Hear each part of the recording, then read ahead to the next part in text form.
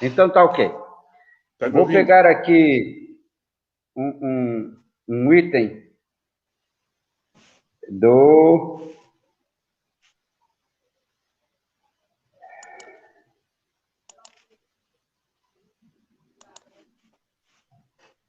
Olha, eu gosto muito de Paulo. Então, para a gente começar, nós vamos começar com Paulo, na sua epístola aos Romanos, e vamos buscar o capítulo 8.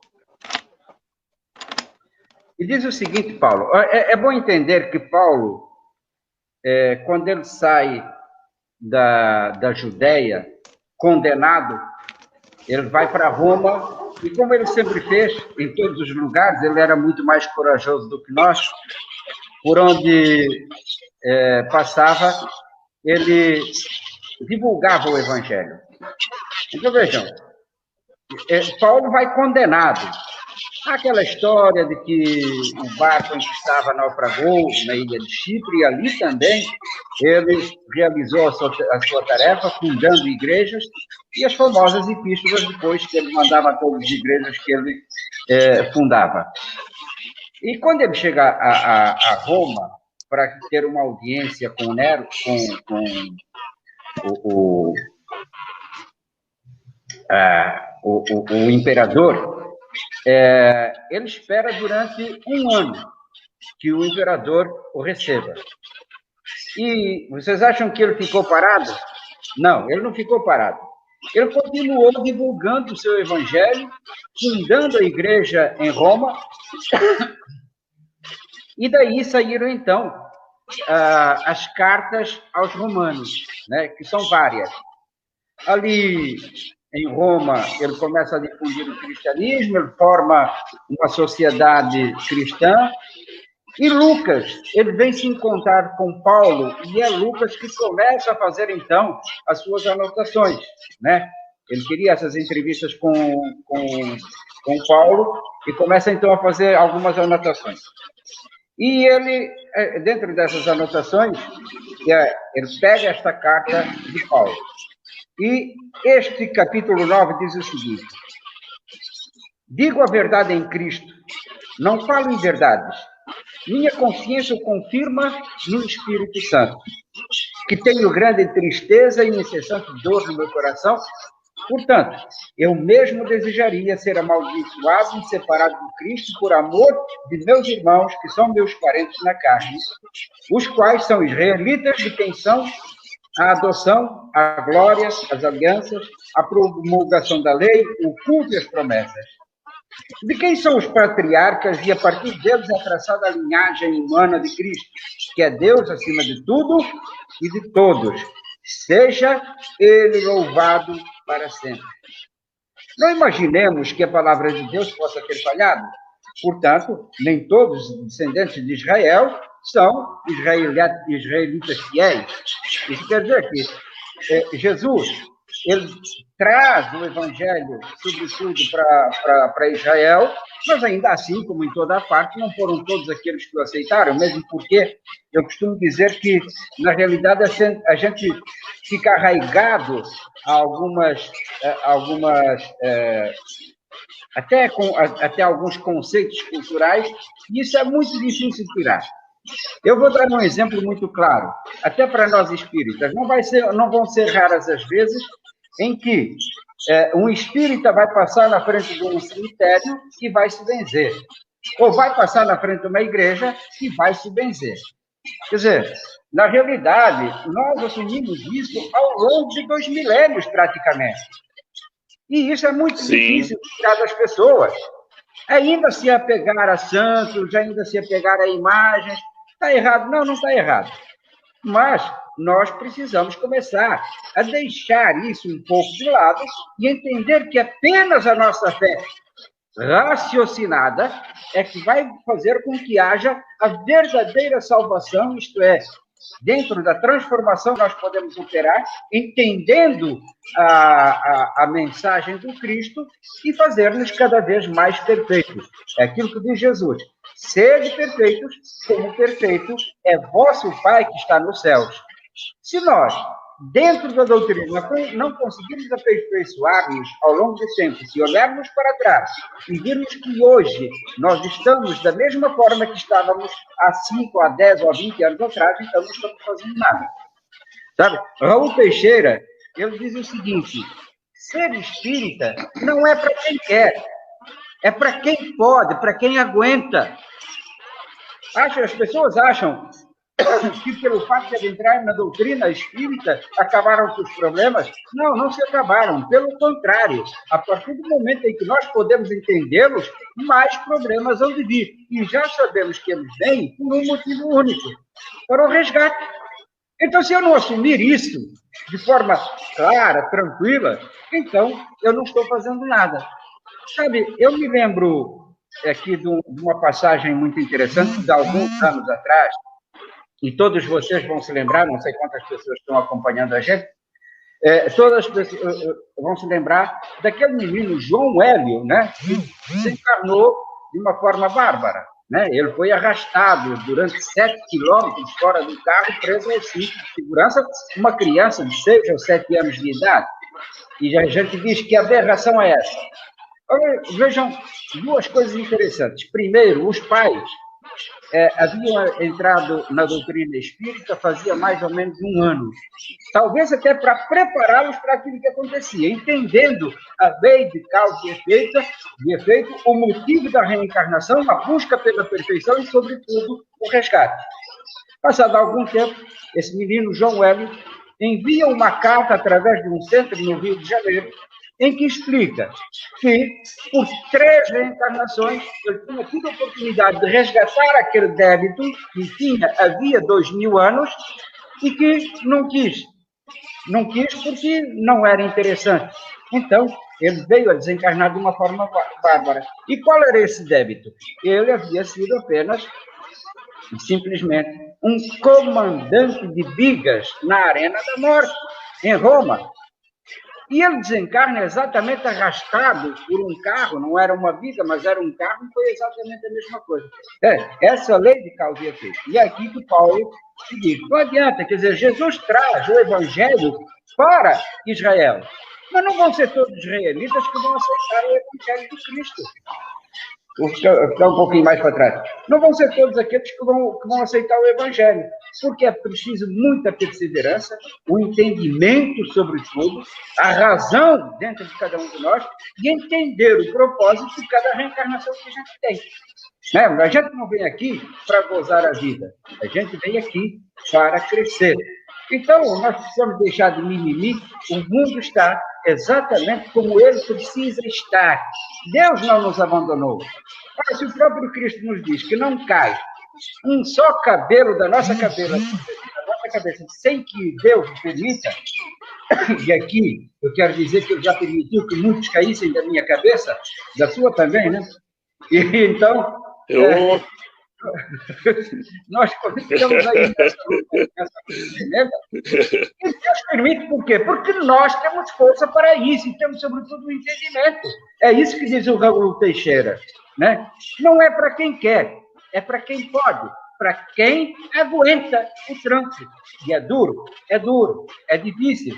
Jesus não nos promete um paraíso na terra. Veja, quando ele está sendo entregue aos judeus, o que é que Pilatos lhe pergunta? És rei? Tu dizes que és rei. Ele diz, opa, não ponha palavras na minha boca, eu não disse que sou rei. Porque se o meu reino fosse deste mundo, certo que os meus ministros haveriam de pelejar para que eu não fosse entregue aos meus algozes. Mas o meu reino não é deste mundo. E se o seu reino não é deste mundo, nós queremos que este seja o nosso reino, ou que seja o reino, este mundo seja o nosso reino. Não, é um mundo de dificuldades. E essas dificuldades são inerentes exatamente às nossas necessidades, sobretudo de resgate e de aperfeiçoamento. Por isso nós dizemos que estamos vivendo num mundo de expiações e provas. Esse é o nosso mundo, expiações e provas. Se nós não quisermos entender isso, então não estamos fazendo nada na doutrina. A doutrina Sim. Ela vem exatamente para nos mostrar, para nos conduzir que não esperemos grandes coisas na vida, porque a vida não nos deve nada. Aliás, uma das coisas, a primeira coisa que me disseram quando eu entrei num centro espírita, e que foi neste centro mesmo, onde eu estou agora, foi o seguinte: não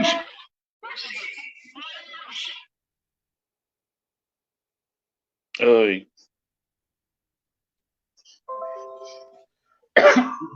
Eu fiquei muito bravo, né? Porque me disse que a vida não me devia nada, porque a gente é jovem e a gente tem um monte de sonhos. Então, que eu não esperasse na vida. E aí, com o passar do tempo, eu passei a entender. Ora, nós culminamos com a Primeira Guerra Mundial. Culminamos com a Segunda Guerra Mundial. Estivemos perto da Terceira. Quem são os culpados por tudo isso? Somos nós. Não adianta a gente imputar a culpa a outro. Somos nós, enquanto sociedade, enquanto humanidade, é que temos feito, ou temos trabalhado, temos vivido a nossa vida, para que, em determinados momentos, nós nos deparemos com esse tipo de situação. E o que é que nós fizemos durante esse tempo, durante as guerras? O que é que nós estamos fazendo, por exemplo, pela fome que assola ainda hoje a África, por exemplo.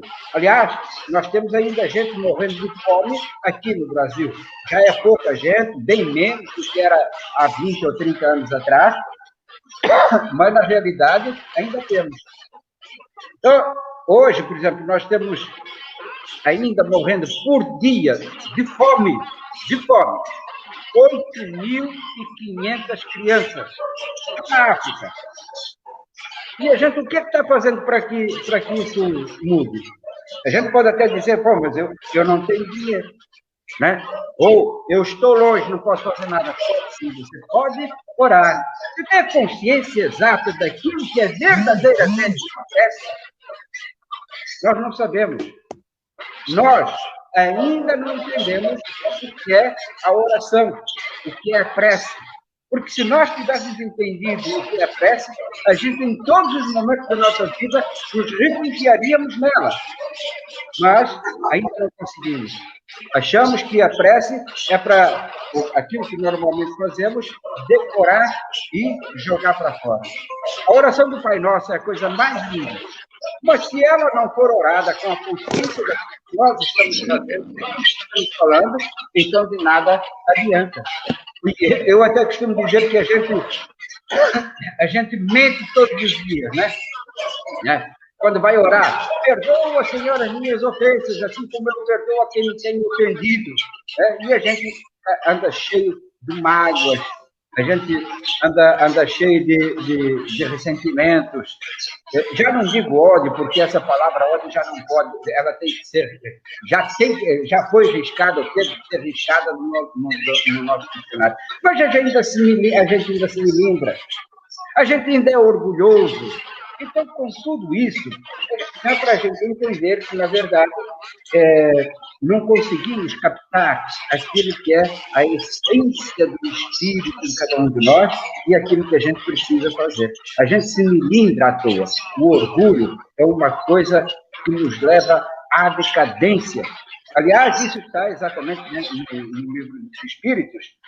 E o livro dos Espíritos falam que o melindre, por exemplo, é o filho predileto do orgulho. Aquilo que nos leva à decadência é justamente o orgulho.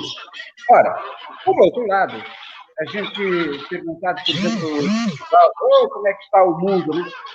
Eu digo, o nosso mundo está bem, nós estamos caminhando. Claro que a gente deveria apressar o nosso passo, porque a busca daquele lugar que Jesus nos promete, ela para os outros, ou para Jesus, não interessa. O que interessa é para nós. Nós é que deveríamos ter pressa para caminhar e para buscar a nossa transformação, porque queremos, ou tudo quanto fazemos neste mundo, é a busca incessante da felicidade. Ora, se essa felicidade depende de nós é que temos que buscar os mecanismos para alcançá-la.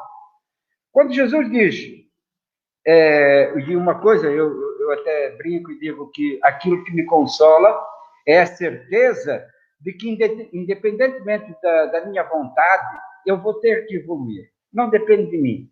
Cristo já me disse que iria partir e iria preparar-me o lugar. E que um dia, lá onde ele estivesse, nós estaríamos com ele. Ora, isso é um consolo tremendo. Mas nós, enquanto espíritas, também sabemos perfeitamente que não vamos ganhar esse reino dos céus, esse paraíso de assalto. Todos nós temos que conquistá-lo. A gente acha que cavamos um buraco diante de nós e depois pedimos um par de asas para passar por ele. Não. A gente vai ter que descer e vai ter que subir. Essa subida que é difícil. É essa subida que normalmente que nos dói. E o mundo, por si só, entendendo que aqui é a escola onde nós aprendemos e onde resgatamos, tal qual alunos reprovados em algum momento, e que, infelizmente, nós temos que continuar aqui a nossa caminhada, por mais difícil que nos pareça, ou que nos seja, mas ter a certeza de que há um propósito para a nossa vida. E claro que, se a constante de tudo quanto existe à nossa volta, dentro de uma lei que é imutável, é o amor, é esse amor que a gente deve praticar. Tanto é que, se a gente analisar os 10 mandamentos de Moisés, a gente vai ver que nós temos ali 5 mandamentos que são mandamentos de encontro às leis aqui da Terra. E temos 5 mandamentos que vão de encontro às leis de Deus. Então, não matar, não roubar, não cobiçar as coisas do próximo, nem a mulher do próximo, etc. Isso aí faz parte da Terra. E depois temos, ama a Deus sobre todas as coisas, não farás imagens daquilo que existe acima nem acima nem embaixo da terra, quer dizer, são 5 mandamentos que Jesus, dentro de uma sabedoria que é uma coisa extraordinária, reduz então a 2 mandamentos. E veja que os 2 se fundamentam exatamente dentro do mesmo contexto que é o amor. Por isso ele diz: ama a Deus sobre todas as coisas e ao próximo como a ti mesmo. Quando ele diz, aí se encerra a lei e se encerram também os profetas, essa lei era a lei de Moisés. Eu não precisaria colocar aqueles 10 mandamentos todos, porque, na verdade, aquilo que interessava eram apenas esses 2 mandamentos. Esses 2 resumiriam aquilo. E vejam que Jesus tem exatamente o cuidado de separar aquilo que é de Deus e aquilo que é do homem, tal qual ele fez com a moeda. Mestre, é lícito pagar o tributo a César? Dá-me cá a moeda do censo. De quem é a esfinge que está aqui? É de César. Então, dá a César o que é de César. Dá a Deus o que é de Deus. E vejam, Jesus coloca, ama o teu próximo, ama aquilo que está aqui na terra, aquilo que está perto de ti, aquilo que convive contigo, e ama a Deus sobre todas as coisas. Claro que nós também não poderia ser diferente. A gente diz assim, deram-nos um Deus que era antropomórfico, que era aquele velho sentado, de barbas, apontando para cada um de nós, enfim. Mas não poderia ser de outra forma, porque se fosse de outra forma, nós não teríamos entendido, né? Desde os tempos de Jesus, nós não teríamos entendido. Veja que o próprio Jesus diz, a meu Pai nunca ninguém viu a face, nem eu. Nós vamos entender isso? Não vamos entender. A primeira questão do livro dos Espíritos, o que é Deus? Deus é a causa primária de todas as coisas, a força inteligente do universo. Ainda haverá muita gente hoje que sequer consegue compreender isso. Então, ama a Deus sobre todo. Quando colocamos o amor a Deus sobre todas as coisas e colocamos dentro de uma lei que é imutável, lhe tiramos o espectro daquilo que é antropomórfico e o colocamos como espírito e verdade. Por isso, Jesus diz que a meu Pai nunca ninguém viu a face, nem eu. Esse Deus, né? E eu digo que nos deram esse Deus porque nós não podíamos entendê-lo naquela época. Mesmo quando o próprio cristianismo é codificado com Constantino já no ano 300, isto é, até o ano 300, os cristãos eram assassinados. A partir do ano 300, o poder político, ao ver que o próprio cristianismo ele cresce exageradamente, ele entende que é preciso manter o controle sobre isso. Então, compila-se o cristianismo, muitos dos evangelhos que já existiam, eles vão ser considerados os tais evangelhos apócrifos, mas eu digo que há aqui uma outra nuance também muito importante que normalmente nós não conseguimos atinar. Vejam, o Evangelho de Maria, por que ele foi considerado apócrifo? Eu digo aqui, porque ela era mulher. E sabem que, se ainda hoje nós sentimos na sociedade o machismo, imagina no ano 300, né? Então, se deixássemos o Evangelho de Maria ou o Evangelho de Madalena, nós daríamos uma importância muito grande à mulher, coisa que ela não tinha naquela época, porque era subalterna. Então, havia a supremacia masculina e apenas os evangelhos escritos por homem. Nós temos aqui no Novo Testamento apenas 4 evangelistas. Por quê? Porque eram os poucos que sabiam escrever bem. Alguns outros sabiam escrever, mas escreviam muito mal. Então, João, Marcos, Mateus e Marcos, João, Mateus e Lucas, né? O Lucas, é bom que se diga, Lucas nunca foi seguidor de Jesus Cristo. Ele gostava já do cristianismo, mas ele era médico, tinha a sua própria vida, então nunca foi um seguidor. Mas ele se une ao grupo depois, então, da morte de Jesus. E então compila-se o evangelho apenas com quatro evangelistas, e se era, então, a ideia de monopolizar a religião, junta-se o Velho Testamento ao Novo Testamento, mesmo porque o próprio Cristo havia dito que não vinha destruir a lei, vinha dar-lhe cumprimento, mas há coisas que ele muda, por exemplo, dente por dente e olho por olho, que ele coloca, perdoa não apenas 7 vezes, mas sim 7 vezes 70, e coloca como imprescindível a união entre as pessoas dentro daquilo que é o próximo, tanto é que ele nos dá uma parábola extraordinária que eu adoro, que é a parábola do filho pródigo. E vocês vejam, caríssimos irmãos, e eu não preciso dizer aqui, porque a parábola do filho pródigo ela é conhecida por todos, mas há uma coisa muito interessante nessa parábola que às vezes nos passa desapercebida. E que até eu mesmo, eu falo de evangelho desde os meus 23 anos de idade. Então, não tem tanto tempo assim, mas desde os 23 anos de idade. E por muito tempo eu falei sobre essa parábola, e é interessante, quer dizer, toda essa simbologia dessa parábola do filho pródigo, ela é incrível. Primeiro, o Senhor, né, um homem rico, quem é esse homem rico? É Deus. E que tem os seus filhos, 2 filhos, um bom e outro mau. Quem são? Somos nós. Existem pessoas boas, existem pessoas más. E vejam que, dentro daquilo que nós entendemos, o livre-arbítrio, né? Esse filho, que era o mais jovem, chega para ele, portanto, mais rebelde, e diz: meu pai me dá a minha parte na herança que eu quero ir embora. Deus nos dá o livre-arbítrio para a gente fazer aquilo que quisermos fazer das nossas vidas. Então, ele deixa que a gente erre, porque erramos com a nossa inteligência. Somos nós que programamos, somos nós que trabalhamos, somos nós que fazemos, somos nós que decidimos as nossas vidas. E Deus deixa que a gente decida as nossas vidas. Então, ele diz: tá bom, filho, queres a parte que te toca? Está aqui. E ele vai embora. E ele começa com tudo aquilo que recebe de herança do pai, começa então a fazer a sua vida. Por ser muito jovem, não ter experiência, acaba perdendo tudo aquilo que recebeu. E certo dia, pois que naquele país houve fome, houve seca e fome, e ele foi trabalhar guardando porcos. Um trabalho mais humilde.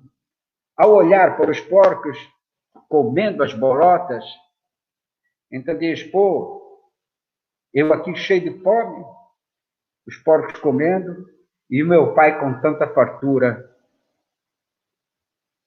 lá, e eu aqui passando necessidade.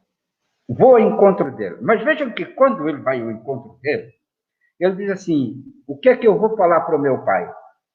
Eu vou falar, pai, perdoa-me, porque eu pequei contra ti e contra os céus.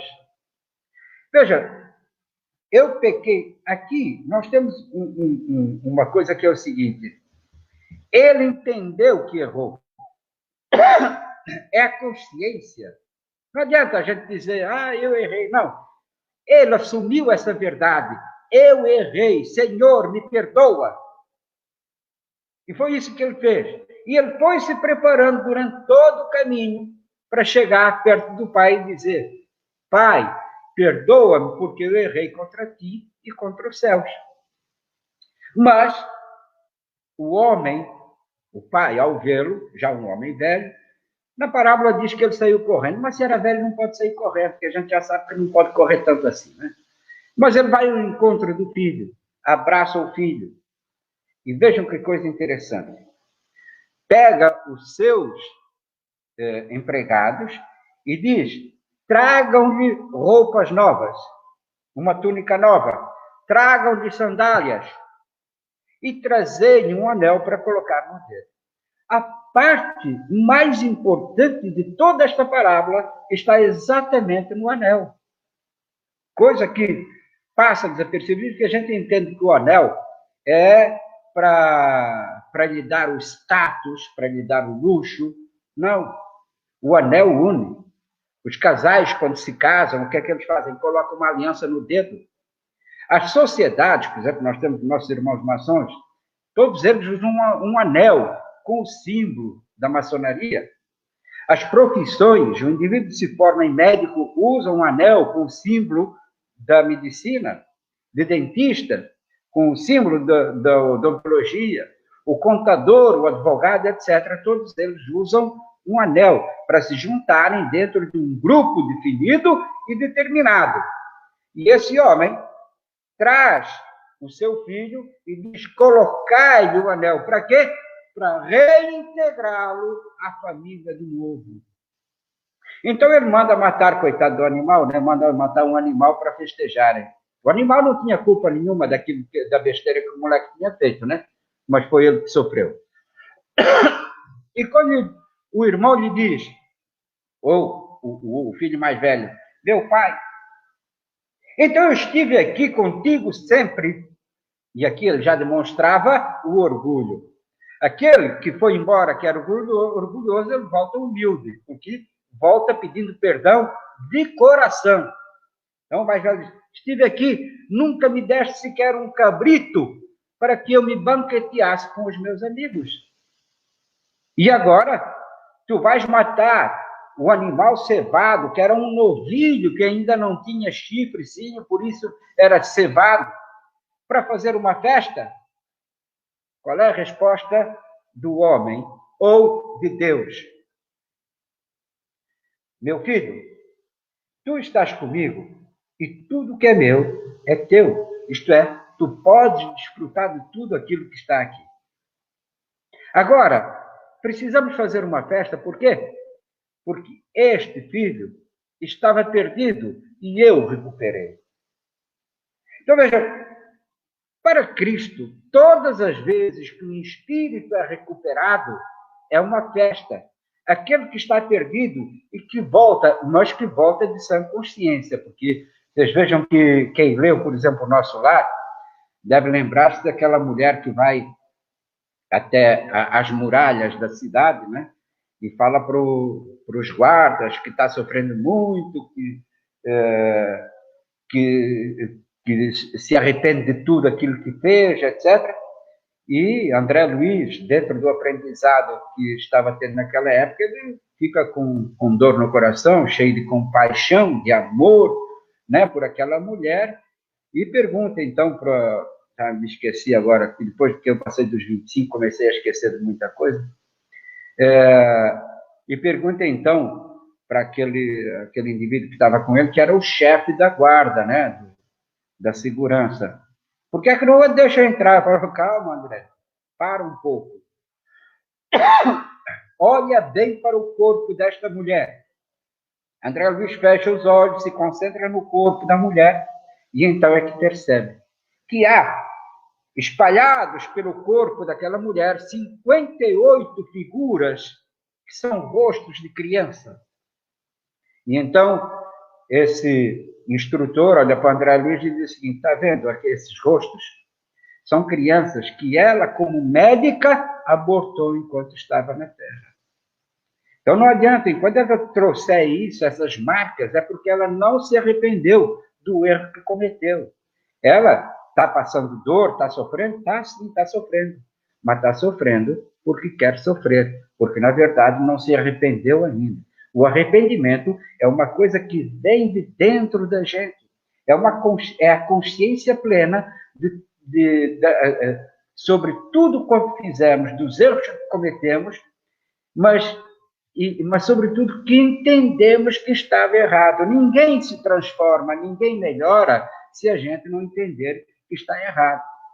Claro que o mundo está assolado por misérias, ainda mais agora neste momento. Mas para nós espíritas, veja, desde 1986, que eu sei, numa viagem que fiz naquela época a Uberaba, eu conversando com o nosso irmão Langerton, ali na Vila Cantinho Espírita, ele me já disse, olha, nós vamos ter muitas coisas difíceis, não apenas no Brasil, mas no mundo, para que essa transformação exista. Hão de vir novas doenças? Hão de vir novas doenças, sim. E aqui estamos nós com uma doença que já está aí há 2 anos, praticamente, e que não vemos condições dela ser sanada. Mas, por outro lado, se a gente... Quem leu, por exemplo, o livro Brasil, Coração do Mundo e Pátria do Evangelho, né?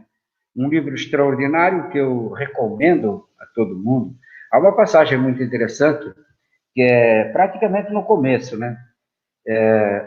Porque vejam que a descoberta, né, do Brasil, e isso, independentemente daquilo que dizem os livros de história, né, ela foi programada a partir do século XIV, 1300 e pouco, quando Jesus chama Eliu, né, que vem a ser o infantor Henrique, e lhe diz onde está aquela terra que se parece com o coração.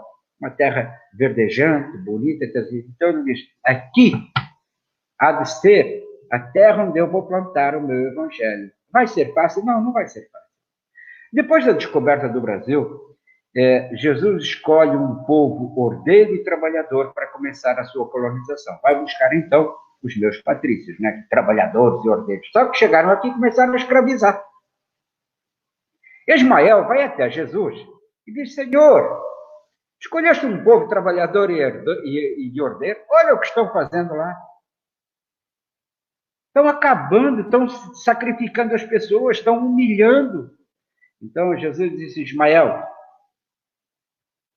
eu não te disse que essa terra estaria ligada ao meu coração para toda a eternidade? Então confia em mim. Mas já que vieste aqui, vai até a erraticidade e me traz todos os remanescentes da Revolução Francesa, da Primeira Guerra Mundial, todos aqueles que haviam sofrido, todos aqueles que estavam dentro da erraticidade porque haviam provocado na Terra grandes tragédias. E então, Jesus, quando ele diz a pátria do Evangelho e o coração do mundo, a gente acha que ele trouxe só coisa boa para cá. Não, não. Pelo contrário. Trouxe aqueles que precisavam beber do Evangelho. Então, só trouxe coisa ruim. Né? A Revolução Francesa, que é enaltecida até hoje, ela começa exatamente por cortar a cabeça do cardeal Richelieu, de Josefina. Quer dizer, houve, naquela época, que chegou a haver mais de 100 guilhotinamentos por dia. Não havia julgamento, não havia nada. Era guilhotina direta. Então, começamos por aí.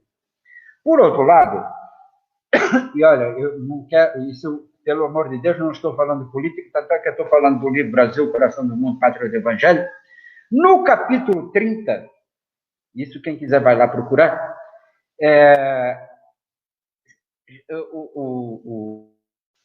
no capítulo 30, Emmanuel diz o seguinte: esta terra nunca poderá se guinar à direita, à esquerda. O capital há de ter que ser chamado para que se expanda aqui a educação, a ciência, a tecnologia e tudo quanto for necessário. Isso apenas para fazer uma análise dentro daquilo que interessa, que é o caminho, né? O caminho a seguir, um caminho que nos leve à perfeição. E esse caminho, ele nunca pode ir, porque nós temos que caminhar dentro daquilo que é a meritocracia, né? A gente tem que buscar o mérito de cada um. Mas o que nós não podemos entender, e que às vezes me dizem sobre Jesus, sobre essa sociedade perfeita, etc., temos que entender que ele nos falou sempre do primado do espírito.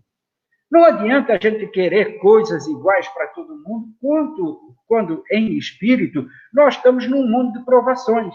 E cada um de nós tem as nossas próprias necessidades.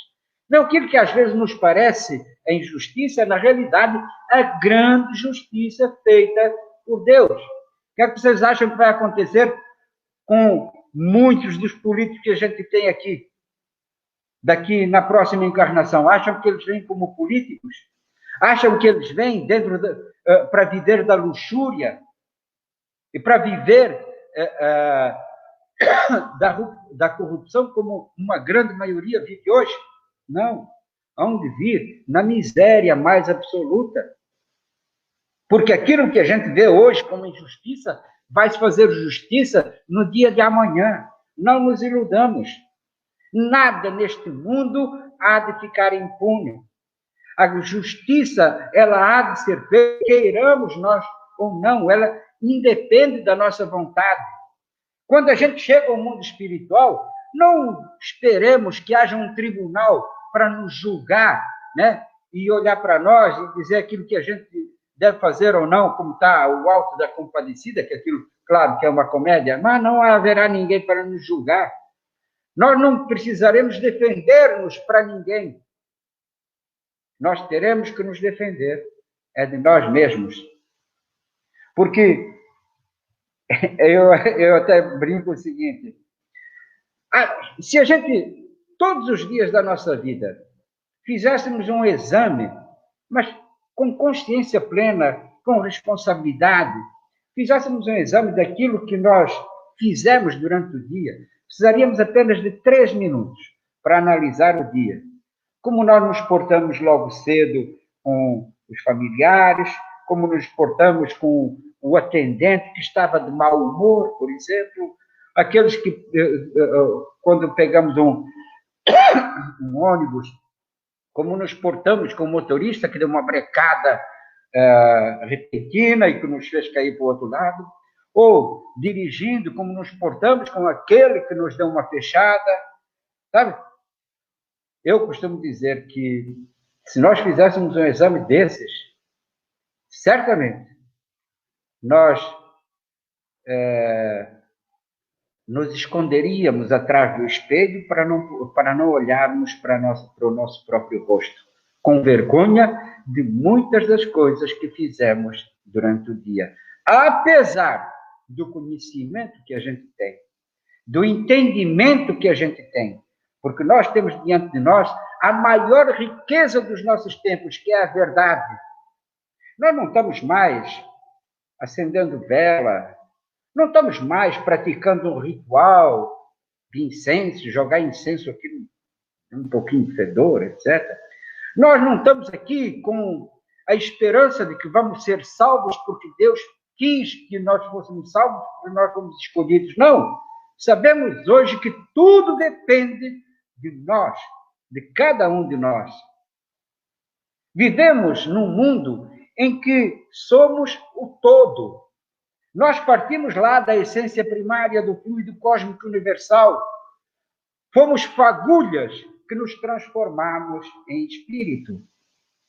E nesse caminho que percorremos pelos diversos reinos do universo, chegamos ao momento em que podemos definir as nossas vidas, nós podemos raciocinar, nós podemos pensar, nós podemos buscar o nosso caminho, nós podemos trilhar esse caminho com a consciência plena de que tudo podemos fazer, mas que, sobretudo, somos responsáveis pelas consequências de cada um dos nossos atos.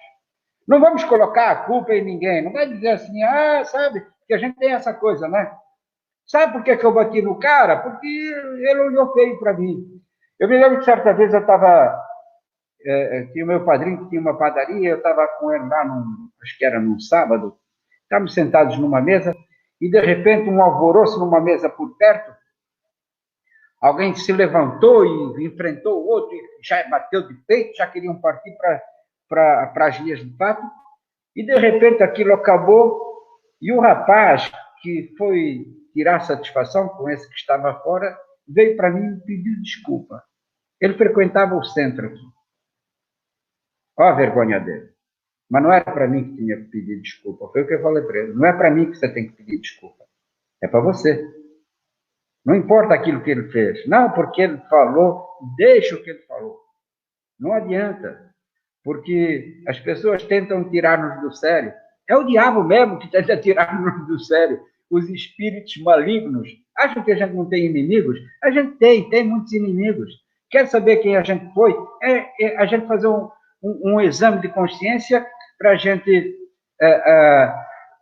saber exatamente quem a gente foi no passado. A gente vê as nossas tendências, o orgulho, a raiva, a inveja, o ciúme, a vaidade. A gente vai saber quem foi. Hoje estamos um pouquinho melhor, mas ainda não estamos como deveríamos estar, porque nós temos conhecimento hoje para ser perfeitos.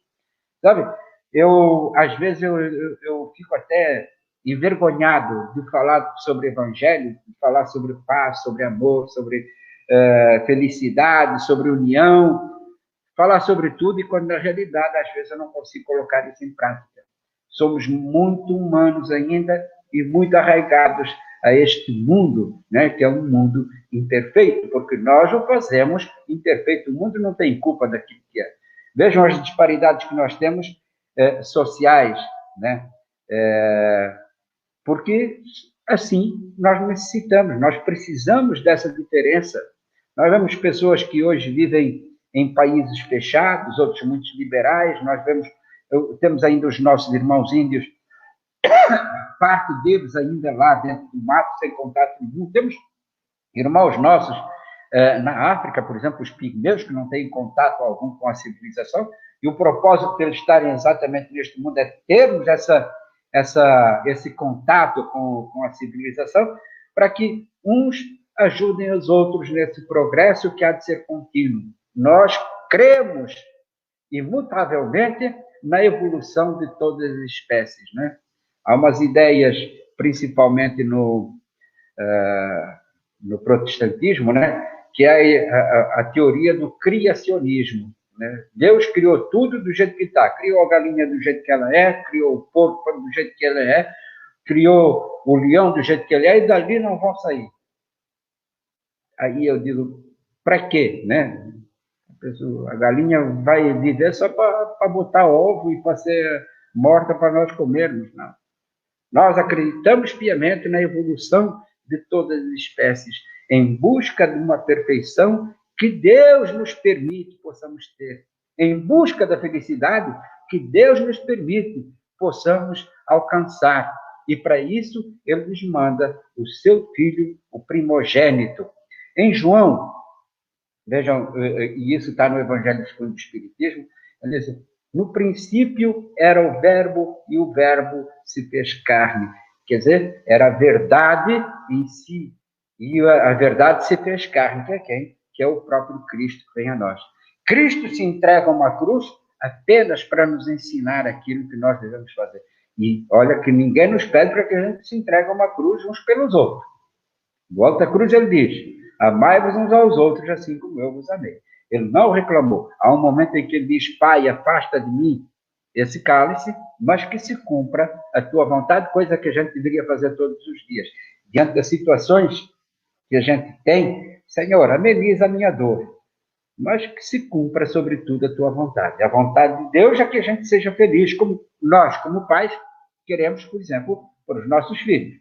Nada para nós é mais importante do que a felicidade dos nossos próprios filhos. A gente vê-los crescer, vê-los estudar, vê-los formar-se, vê-los casar, vê-los ter filhos e serem, sobretudo, felizes.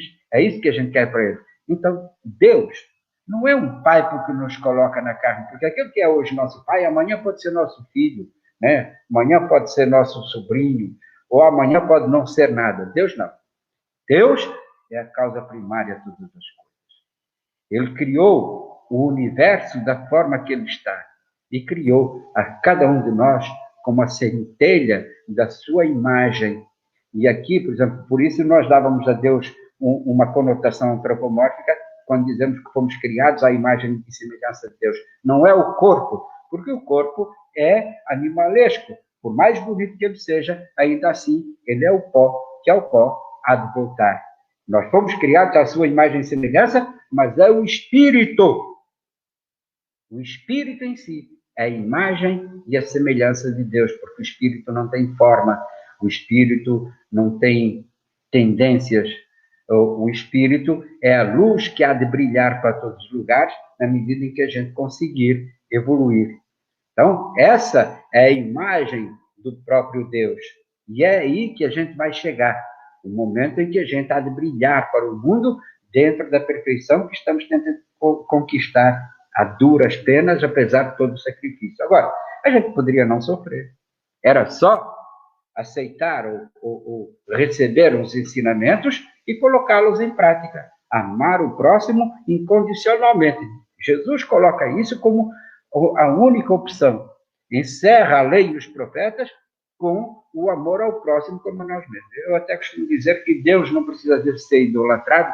Então, se nós amássemos o nosso próximo como a nós mesmos, nós estaríamos automaticamente amando a Deus sobre todas as coisas. E isso, independentemente de nós sermos religiosos ou sermos até ateus. Aliás, a própria palavra religião, ela não tem uma conotação de uma sociedade que se une em torno de uma ideia, como a religião católica, é uma ideia que está ali com a sua organização, a religião protestante, ou o espiritismo, que a gente diz que não é religião, mas que é uma filosofia baseada em 3 pontos fundamentais: a ciência, a filosofia e a religião. A coisa mais certa. Por quê? Porque quando falamos em termos de religião, a religião nos leva à fé, mas é uma fé raciocinada. Como é que ela é raciocinada? Através do conhecimento. Daí a filosofia. A ciência é a obra de Deus. Veja, eu costumo dizer que o homem, o cientista, ele não descobre, ele não cria nada. Ele descobre os efeitos dentro de uma manipulação daquilo que pode ser feito, mas de elementos que já estão aí, que são os elementos de Deus. Então, o cientista, ele só busca aquilo que já existe, que é a criação de Deus. Aí, dentro da manipulação, ele pode chegar a algum ponto. Então, esse é o entendimento. A filosofia, né, que é sabedoria com amor. Sabedoria, todo o conhecimento que a gente possa ter, mas, sobretudo, com muito amor e com muito entendimento. Entender que o indivíduo que está errando, ele é também um filho de Deus dentro do processo de evolução. Talvez ele seja um espírito muito mais novo do que nós somos e que ainda não chegou ao ponto de buscar, por exemplo, o conhecimento ou o entendimento. Então, ele segue aquele caminho. É nós entendermos como entendemos a cada filho. A gente pode até dizer, o meu filho, ele usa drogas, o outro virou ladrão, etc. A gente não vai deixar de amar os filhos por isso. A gente vai tentar corrigi-los, vai tentar auxiliá-los, retirá-los das dificuldades pelas quais passam, mas continuamos a amá-los. É isso que Deus faz com cada um de nós, e é isso que nós deveríamos fazer, né, em nome de Deus. Mas, infelizmente, a gente se propõe a julgar o mundo. E vejam que o próprio Cristo diz que vinha ao mundo não para julgá-lo, muito menos para condená-lo. vim para salvá-lo. O que é que nós estamos fazendo para salvar o mundo? O que a gente pode fazer? Orar pelo nosso próximo, falar com o nosso próximo dentro das dificuldades que ele possa ter, o que não seja permitido, dentro daquilo que conhecemos, dentro daquilo que podemos e dentro daquilo que nós queremos. Tá? Entender qual é o propósito da nossa vida aqui na Terra. Vamos chegar lá? Vamos, não tenhamos a menor dúvida. Nós vamos chegar. Mas nós estamos caminhando ainda de uma forma muito lenta. Nós estamos caminhando a passos muito lentos.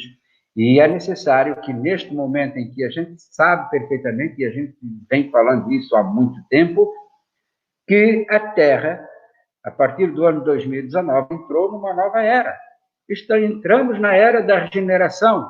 E por que tanto espírito ruim? Esses espíritos ruins que estão aqui, corruptos, ladrões, assassinos, etc., quando desencarnarem, não vão voltar mais para a Terra. Já vão para lá, aquilo que o Chico chamava de chupão, um planeta que vai chupar esses espíritos. O planeta está passando por aqui e vai levar esses espíritos. Então, nos próximos 30, 40 anos, há de haver uma limpeza nesta Terra, porque nós estamos adentrando nesta era da regeneração. E essa era é o que nos vai proporcionar um mundo melhor, um mundo mais feliz, mais fraterno. Queira Deus, a gente consiga estar lá, embora a gente saiba perfeitamente que, lendo, por exemplo, nosso lar, que uma passagenzinha pelo umbral todos nós vamos ter, mas o que nos consola é que grandes amigos vão se encontrar por lá e que essa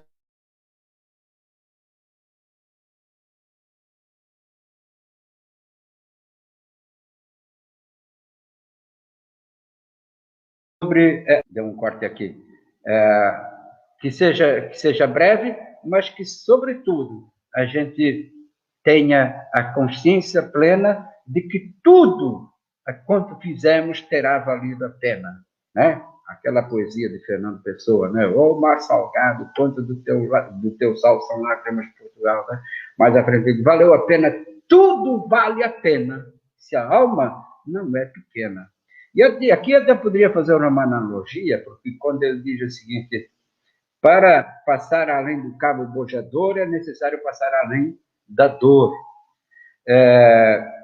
No mar, Deus colocou a dor e o abismo, mas espelhou no próprio mar o próprio céu.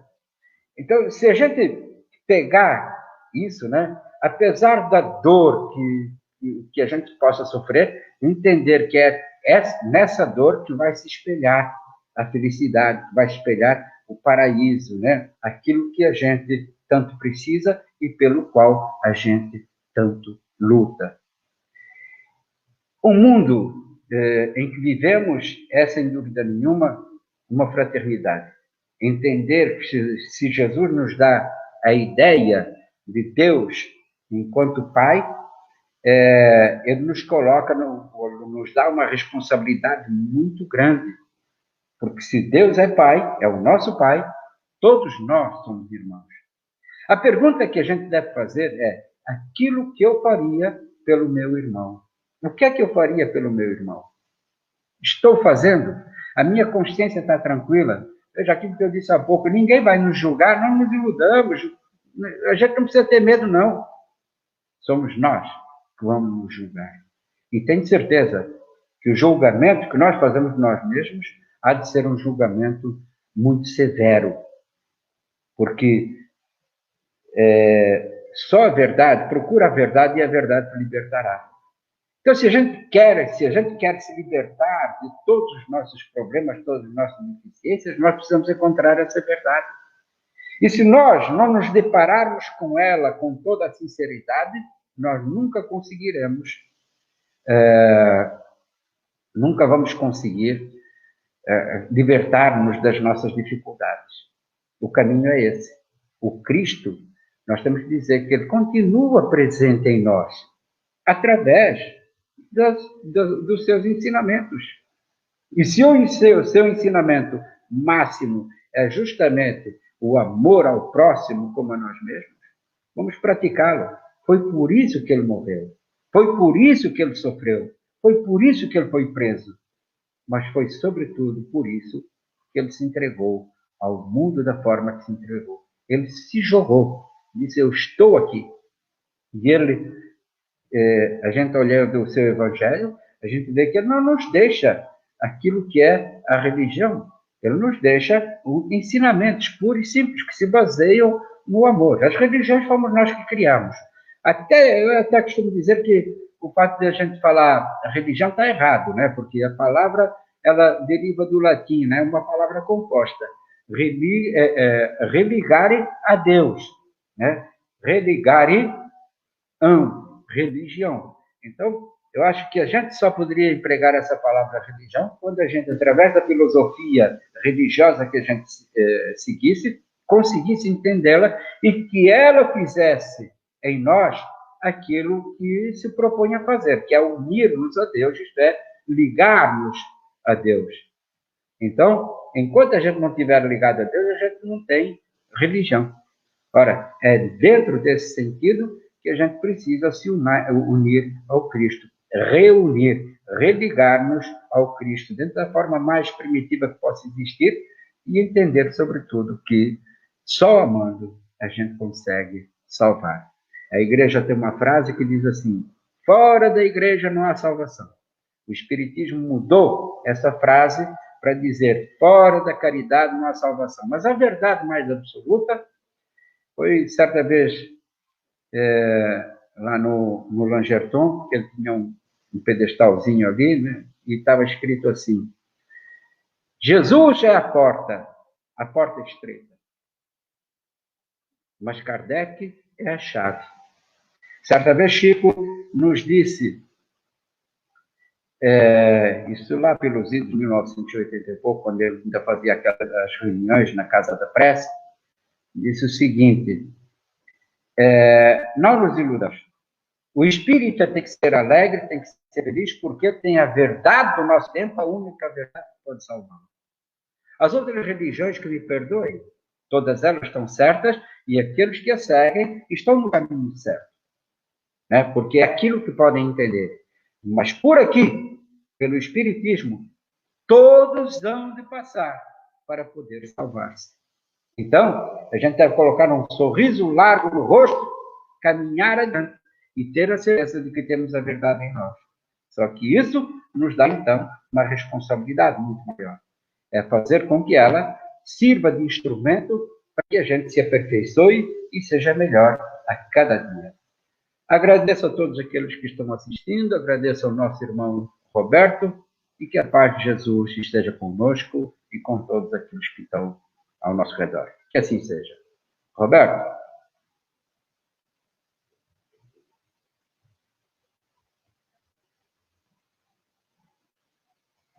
Roberto?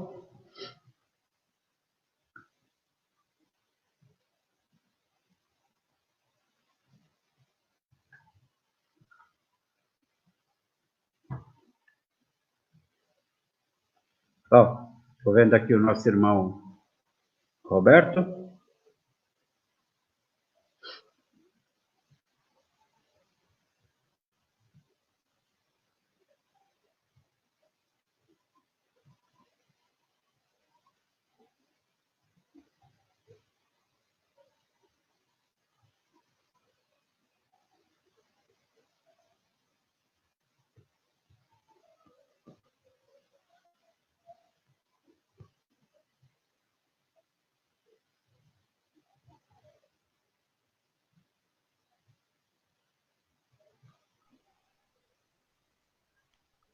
Ô, Roberto.